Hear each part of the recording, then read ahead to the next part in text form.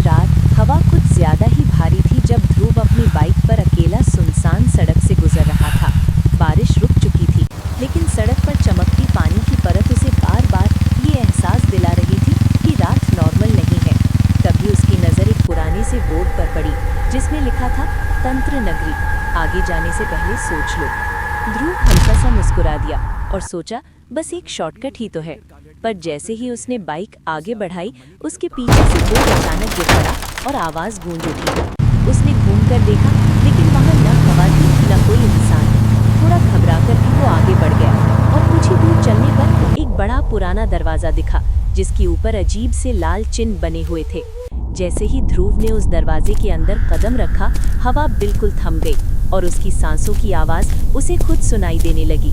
नगरी के अंदर गलियां सूनी पड़ी थीं, पुराने घर, बुझी हुई रोशनी और हर तरफ फैली हुई खामोशी, जैसे किसी ने पूरी जगह को सुला दिया हो। चलते चलते उसे लगा जैसे कोई उसके पीछे चल रहा हो, क्योंकि उसके कदमों की आवाज़ उसके रुकते ही भी थोड़ी देर बाद रुकती थी। तभी एक घर के बाहर बैठी एक बुढ़िया ने बिना उसकी तरफ देखे धीमी आवाज़ में कहा, रात को यहाँ मेहमान नहीं आते बेटा। ध्रुव चौंक गया, क्योंकि उसने तो बुढ़िया को देखा भी नहीं था। जब उसने सवाल करना चाहा तो बुढ़िया बस इतना बोली कि तंत्र नगरी में लोगों को देखा नहीं जाता, महसूस किया जाता है। और पलक झपकते ही वो बुढ़िया हवा में जैसे घुल कर गायब हो गई।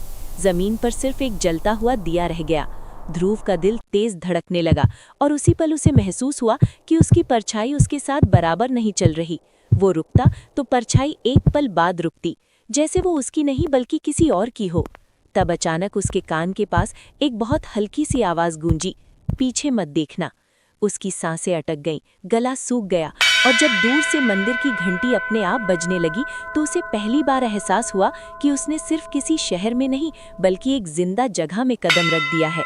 और उस रात ध्रुव ये नहीं जानता था कि तंत्र नगरी ने उसे देख लिया है, क्योंकि इस नगरी में पहली रात कभी आखिरी नहीं होती।